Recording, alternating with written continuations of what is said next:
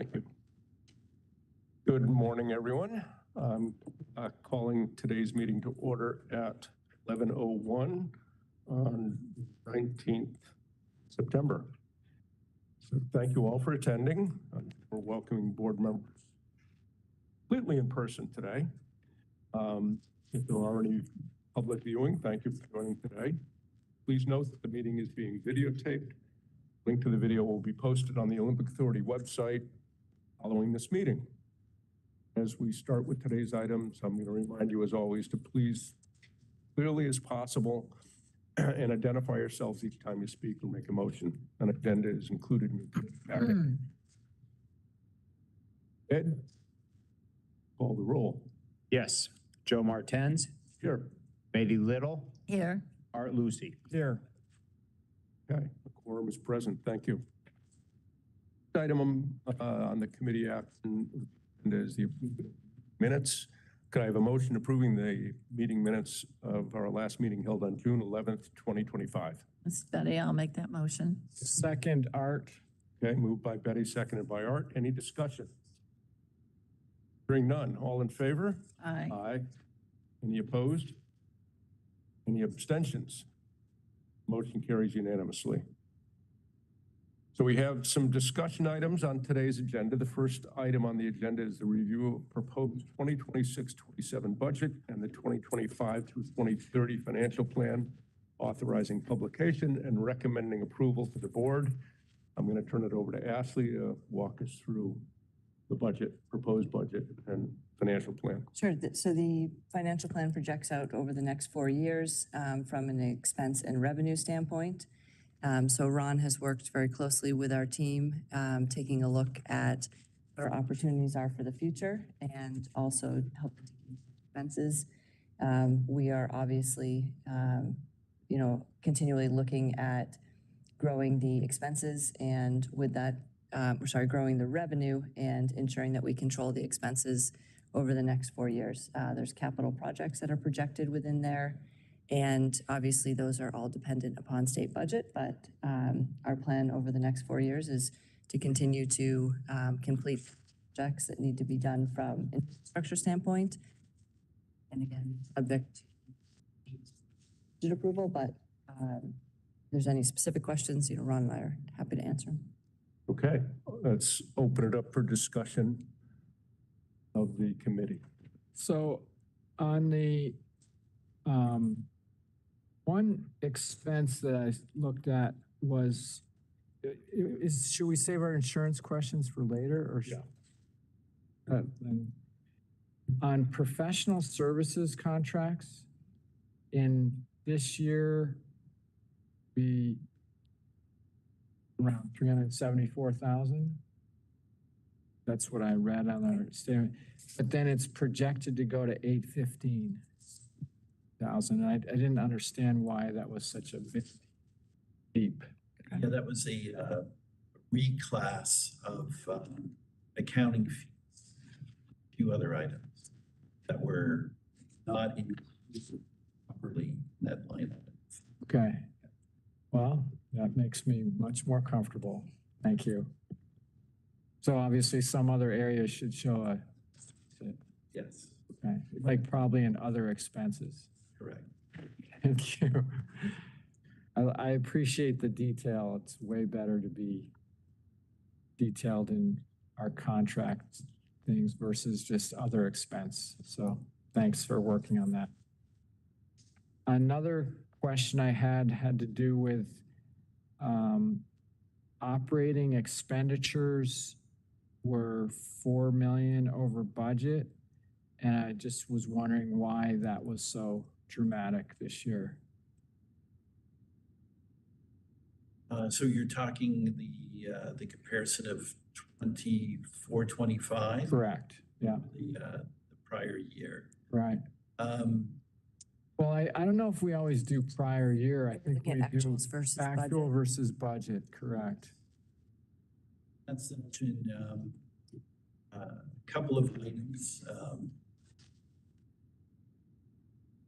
Expenses for events much higher than anticipated Okay. at the time. So That was a big driver of that number. Okay. And that was, I'm thinking events like mountain biking, World Cup, ski jumping.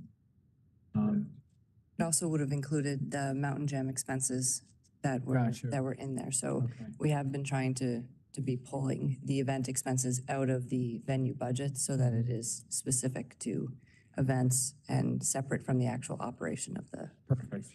Similar to like what you did with professional services, Correct. like trying to allocate such as other expenses. We're getting more detailed in analysis. Great. The other one I had was capital asset outlay was actually 9 million under budget. And I didn't know why that was. I mean, that's a great thing, but I just was curious. And Ron can chime in here too. So the projects that are planned and the cadence of those projects are captured in a fiscal year as the amount that it will cost for that project. The actual project extends longer than the period and it doesn't hit the fiscal year. We won't have spent the money within that year, so it will show less. It doesn't mean that it won't, doesn't necessarily mean that it won't be spent, not have been spent in Got that it. fiscal year. Got it. So it's a timing issue. Correct. Yeah, okay, sorry. That's all of my questions. Betty? Yeah, I just wanted to see if I know I've talked to you and had a clarification of the $50 million thing that was in the paper and all of that. Could you do that again so that the public would see that as well? Back in, I believe, end of July, there was a story reporting from the audit committee and that the board had approved back in June.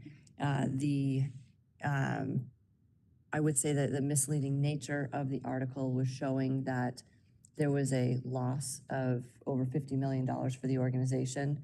What that is stating is that within the audit, it lists all of the depreciation, future employment benefits that the organization is responsible for.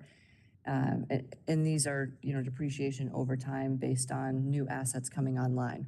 So from a strict P&L operating expense cash standpoint, we finished the year about $300,000 to the better. And the number that was talked about in the article was depicting the depreciation. One thing that I'd like to note is that because we are continually improving our infrastructure and our assets, and we're bringing new assets online, that overall number and that depreciation will continue to grow. So this year we'll be bringing the ski bowl online. We have 2 new lifts that are being installed. Those are all capital expenses that are going to then be added to the audit and the accounting and depreciated over a series of years. But that number will grow. So if you are consistent over the next couple of years and look at that one line item, that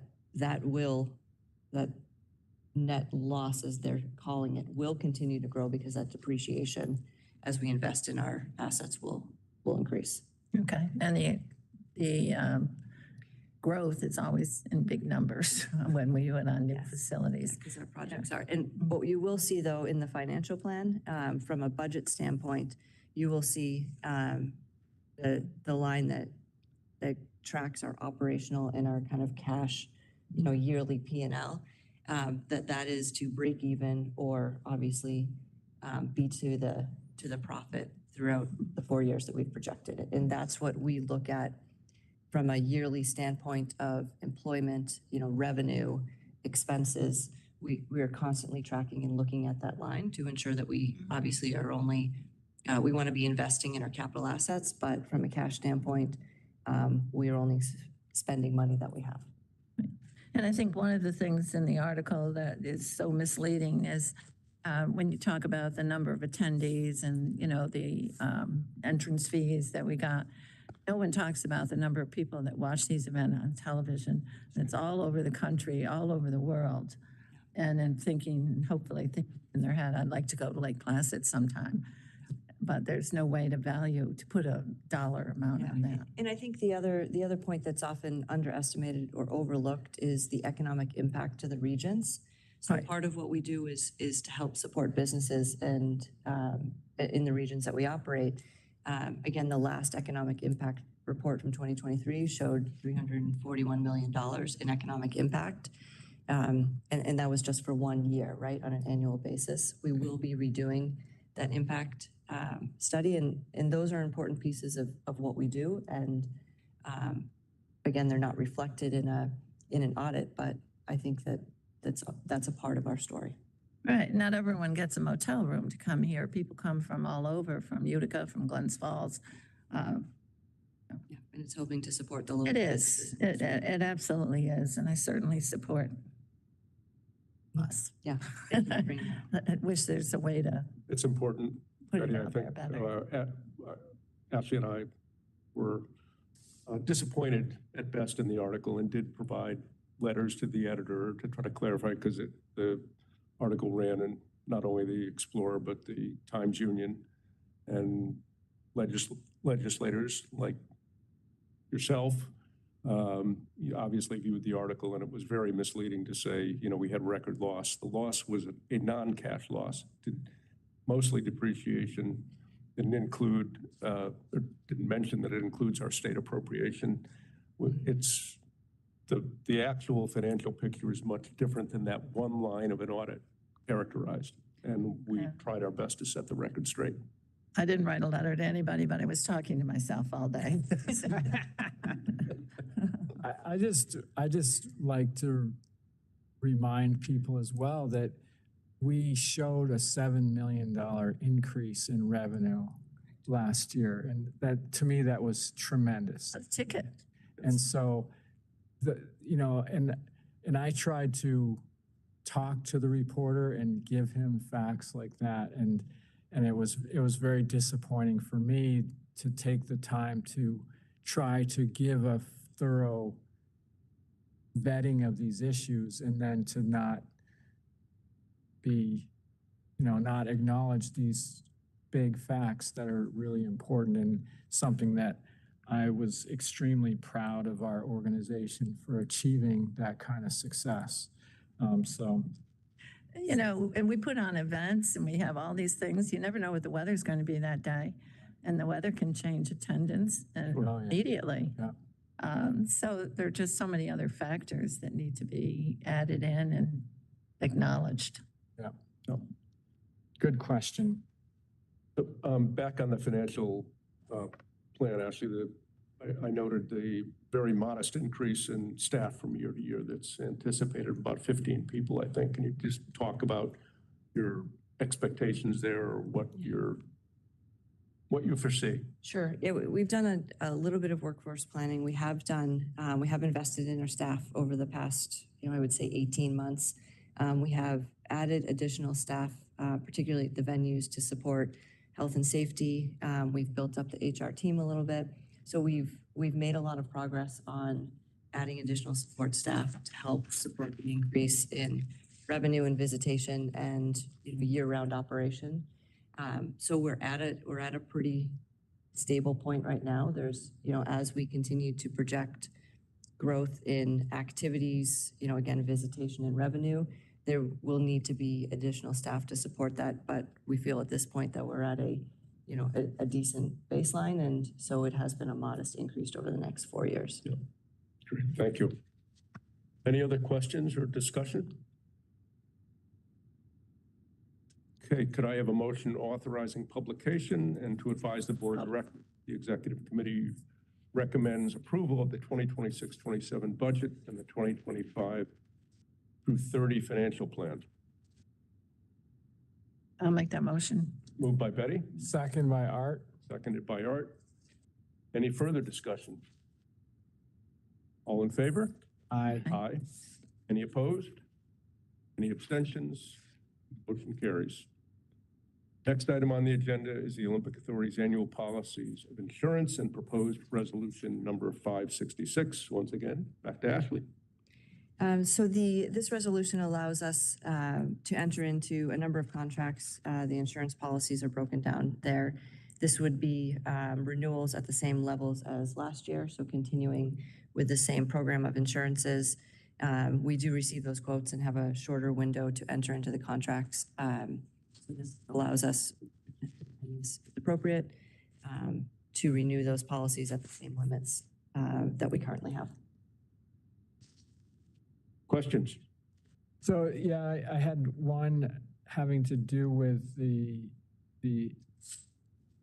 molestation insurance, and it was extremely high.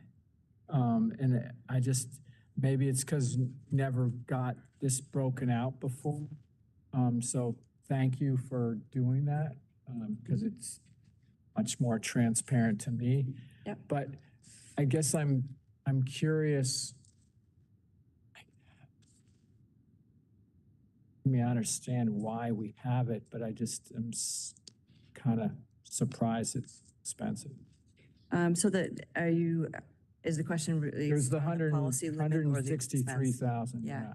And so we carry a higher policy limit. So we work closely with the USOPC, Mm-hmm. who mandates safe sport. Got And it. so that is one of our coverages. Yeah. You know, these are what you're looking at, the current premiums. We don't obviously have the new premiums yet. Mm-hmm. But that is a policy that we are required to have, and we also want to ensure that we have to Adequate support coverage. ourselves. Yeah. Yeah. Michelle, I don't know if you want to add to it.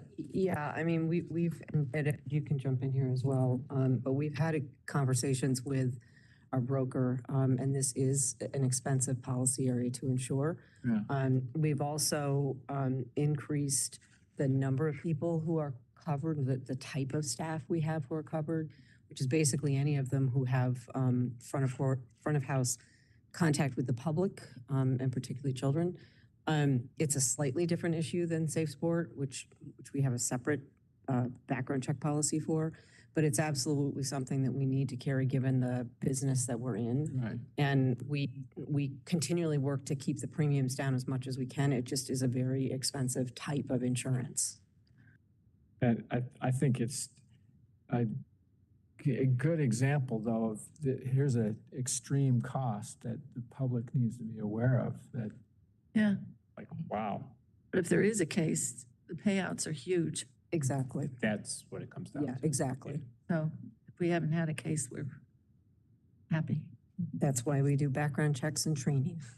Well, it's worth it for all of that. So, And that's, I assume that the insurance companies look at our policies and our procedures when they come up with the premiums for all these policies. And the fact that we have a lot of oversight and background checks helps keep the cost low. But again, the risk is very high if there are claims like that. You know, it's a dizzying array of insurance that we have to carry, but we have an enormous amount of assets. We have an enormous amount of interaction with the public on a year-round basis. So while it is dizzying, I'm convinced after having, looked through all the various insurances that we carry and our kind of history, that this is all, very prudent investment on the authority's behalf.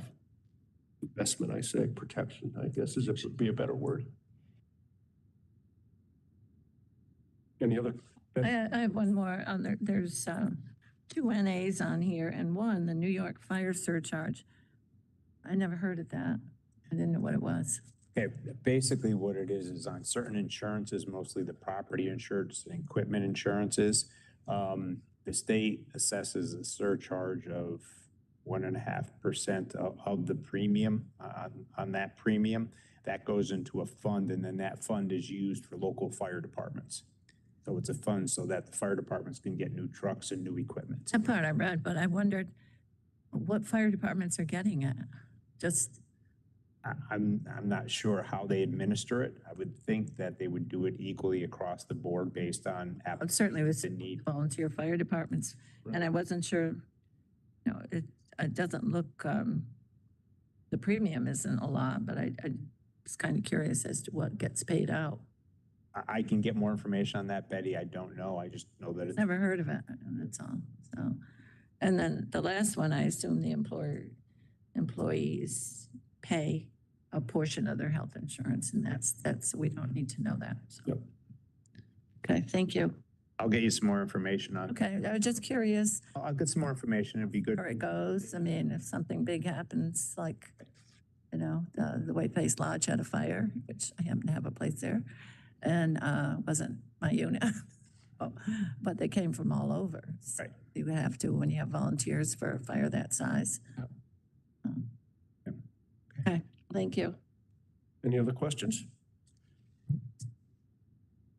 Okay, could I have a motion to advise the Board of Directors that the executive recommends that the proposed resolution be adopted as presented?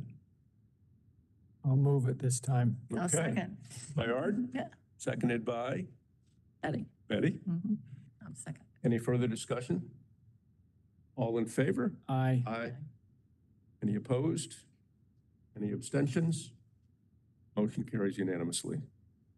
And that concludes the business of today's executive committee meeting. Could I have a motion to adjourn? Sure.